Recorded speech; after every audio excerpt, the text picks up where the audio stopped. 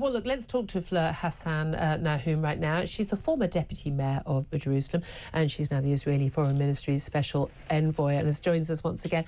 Good afternoon, Chief Fleur. Hi, Julia. How are you? Thank you so much for joining us. I think I'm rather better than you guys over there, because I'm looking at the terms of this deal. I think it's a terrible, terrible deal, unless, of course, you're one of the Israeli hostages currently being held by Hamas. First of all, before we get into the nitty-gritty of it, do you think it's actually going to happen? It's supposed to come into place on Sunday. We've already had, more rockets exchanged, more gunfire exchange between IDF and Hamas. 73 people in Gaza or killed since that deal was supposedly struck. We're now told that Hamas are trying to backtrack on various aspects of the deal. It's not been rubber-stamped by the Israeli cabinet. Do you think it's actually going to happen? I think it's going to happen for one main reason, because of Trump, and Trump coming in on the 20th of January. I think that, people say that it's a very similar deal that was on the table in May, which even to Antony Blinken admitted was because Hamas decided not to take the deal. So Israel has always been willing to make some type of deal to get our people home. It's a national ethos in this country that no man or woman is left behind. And so, you ask how people feel. It's when your heart and your head feel different things, or are thinking. You think something, but you feel something else. You have young women who we know are being raped and molested and tortured there. We have a 3-year-old baby, a 1-year-old baby. How can we not do everything in our power to bring these people home? And so in the first phase of the deal, these are the other hostages that are supposed to go home. Will we get to the second stage of the deal when everybody else comes home? That nobody knows, and that's what we fear.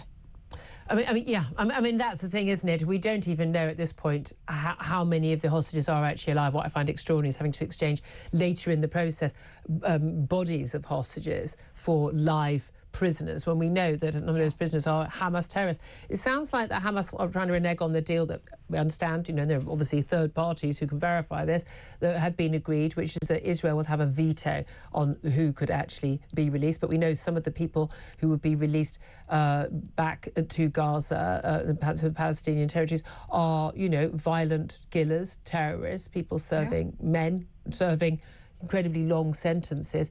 That's happened before. Yahya Sinwar, mastermind of the Hamas attack on October the 7th, one such released prisoner. Is there a worry that, yes, you might get some hostages back this time, and this is a price that it's just the exchange rate these days of what you have to do. But are you not fearful that you are setting yourselves up for another October the 7th? Hamas have said that's what they want to do. There's no reason to think they've changed their mind, is there?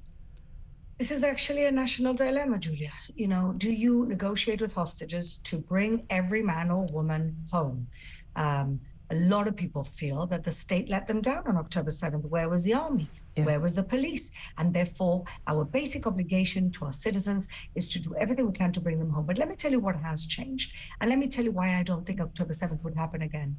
And that is because there was national security consensus for many years was you pay Hamas off, you let them have Qatari money, you give them work permits, and you can buy off their quiet. You can buy off, but you can't do that when you have ideological jihadi killers. These people are not incentivized by quiet. They're not incentivized by prosperity, which is what Israel offered them. They don't want to build a state. They simply want to destroy the Israeli state. That's what it boils down to for them. And so what I think has changed in the mentality in Israel is that we have to make sure that Hamas do not rule Gaza. What that means, I don't know at this point. And let me just tell you something else, Julia. Netanyahu is a very smart operator. I think there's a lot in this deal that we don't know and that we don't see. And perhaps a lot of promises being made by Trump. I mean, he has been steadfast behind Israel in a way that Biden may have been behind the scenes with military aid, but actually some of his spoken words and Kamala Harris is really undermining Israel. But in terms of his appointees, Secretary of State, Defense Secretary, they are 100% not only pro-Israel, but we need to destroy Hamas. Now, we heard from Antony Blinken, the outgoing Secretary of State for Joe Biden's pick, who I think has actually been doing a really very impressive job in the Middle East. He seems to be like a serious figure, unlike Joe Biden, who apparently thinks that Hezbollah committed the 7th of October massacre. That's what he said in his speech yesterday, quite extraordinarily. But Blinken was saying, look, figures that Israeli have given out suggesting that some best part of 20,000 of those who've been killed in Gaza, of the claimed sort of 47-ish or whatever thousand it is. I mean, all those deaths of any innocent child we will all mourn for, but some 20,000 are actually Hamas fighters. I think it's a good thing that those people are not alive to cause more havoc and mayhem, not just for Israel, but for the Palestinian people. But Blinken said yesterday, they're just being replaced by and rebuilt again. Hamas is just as much a force as it was. Now, we know Hezbollah isn't. We know that Iran isn't.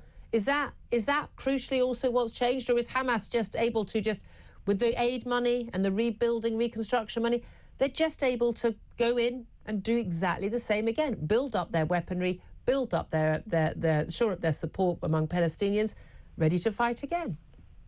I think it's different this time for a number of reasons. I'm praying that part of the deal that we don't see is the commitment of the Americans to actually start the process of getting rid of the Islamic Republic of Iran. Now, Hamas is a proxy of the Islamic Republic of Iran, as is Hezbollah, as are the Houthis, and are the Shia militias in Iraq. But imagine if what we are going to be seeing this year is the West, democratic countries helping the Iranian people get rid of the very toxic, genocidal, the biggest exporter of terrorism regime that they have. Imagine this is part of the unspoken deal.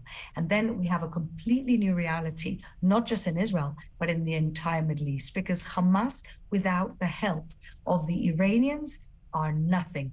Hamas, with Israel sitting on the border with Egypt, where they brought in all of the weaponry they smuggled in from Egypt that was coming in from Iran, without that, if you disarm them, then who are they? The question is, who rules Gaza the day after? And in my dream, we could use the Abraham Accords, the advancement of the Abraham Accords to countries like Saudi Arabia to actually create a positive enclave of Sunni moderate leadership, like is the UAE, like Bahrain, and like Saudi is becoming. Well, yeah, again, people talk about moderate. There's moderate and there's moderate. Not quite as completely lunatic and extremist and violent. That's your best bet, isn't it? I'm sorry, but let's have a reality check about these aims. The UAE and Saudi Arabia have banned Al Jazeera, and the UK hasn't. So let's put things where they are. Well, yeah, I don't think that Al Jazeera. Yeah, I realise the problem. It's a poison machine. They are. Nevertheless, I think they've got some other problems in those countries, I have to say. But when you say who rules Gaza the day after, the big concern, of course, is, and people often talk about, you must separate Hamas, the terrorist organisation, just a little memo there to the BBC, and the Palestinian people living in Gaza. But the reality is that Hamas has had a lot of support. Now, they haven't had elections for 20 years now in Gaza. But and it's how could we possibly tell from polling, to people when there is a man with a gun at the end of the street, know whether people are giving honest answers. It would appear that people in Gaza do support Hamas by and large. We also know the propaganda that children are being sold, in the books that they've had to read, often in schools run by UNRWA, amazingly, that a UN agency paid for by often our aid money, telling them, the highest achievement of a child in Gaza could be to put on a suicide vest, be a martyr and kill as many Jews as possible. Exactly. How do you overcome that? Because this peace deal doesn't change any of that. It really just depends who rules Gaza after Hamas. And I don't think we're going to see any of that for the next few months. We need to get over this ceasefire.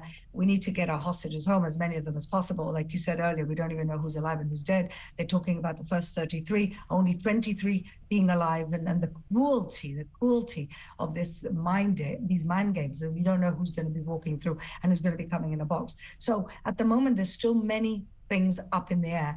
And you are quite right that Hamas is so entrenched into every part of civilian life in Gaza, and people are so indoctrinated that you can't imagine what it can be like. Yeah. But I really think that the minute the West decides that they're no longer supporting and they're no longer going to put up with giving money to a Palestinian leadership that pays people to kill Jews and pays schools to teach hatred and indoctrination, the minute the aid stops and the minute we can stop Iran from enriching their proxies, that is the beginning of the end for these proxies. Well, we certainly hope so. Let's talk about what could happen, assuming this deal does actually go ahead, assuming we get the agreement from Hamas and from the Israeli government fully to this.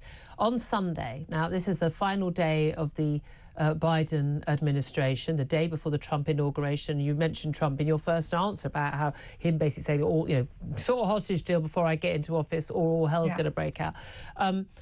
In terms of what you're expecting to happen, do you expect there will actually be hostages released that first day? Because we're looking at only 3 hostages a week being released, and we don't even yet know exactly who is alive and who isn't. It'll be women and children. I mean, again, we include, we hope, I mean, certainly as a the British-Israeli woman, 28-year-old Emily Damari. But also, I mean, I think for most of us, I think, the little, was it Kafir and Ariel, aged, I think 1 or 2 and 5 Bebas, and with their mother, Shiri, held captive. I mean, one would hope to God that they're still alive. But it's women and children and the elderly first. But, I mean, how sure are you that those people are actually still alive? We're not sure at all. What they're saying here is that a majority of the first 33 hostages to be released are alive. And that doesn't give you a lot of confidence when it's coming from a genocidal terrorist group. And we don't even know if the Bebas family are alive because we've had absolutely no proof of life. Yeah. We're praying for all of them. And when you talk about humanitarian hostages, who isn't a humanitarian hostage at this point after 470 days in captivity, not seeing the light of day?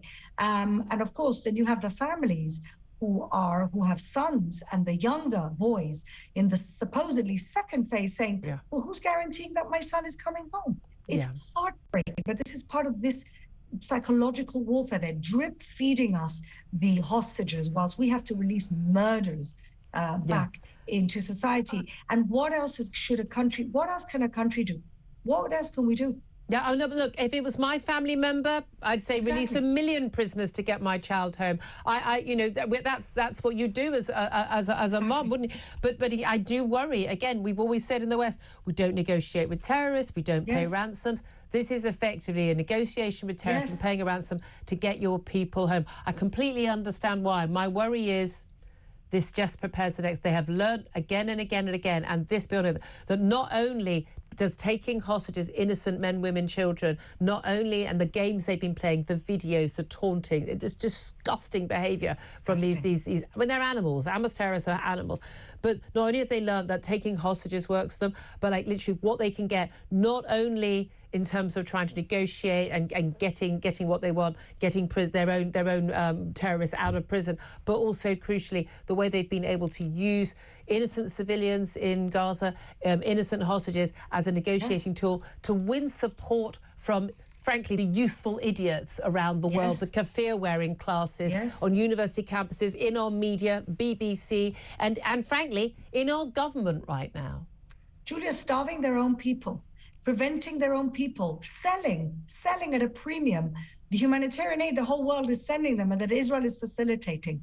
This is the type of people. I have a podcast, and I interviewed a soldier recently who told me that he saw from a drone a Hamas terrorist killing a 5-year-old Palestinian boy who ran out of this hospital, the hospitals that they accuse us of attacking, where they're keeping their own people hostage. And one little boy ran off and he got killed. He got shot in the head point blank in front of his mother. These are the type of animals we're dealing with. Well, this is true. I mean, this is true. Look, I really hope that this can be resolved. I hope to God that we do see those innocent hostages brought home, and I also hope that innocent people in Gaza do get to start a new life. I fear, alas, though, that this isn't going to go as well as many are hoping. Wish you the best, Fleur Hassan-Nahoum, Israeli Foreign Ministry Special Envoy.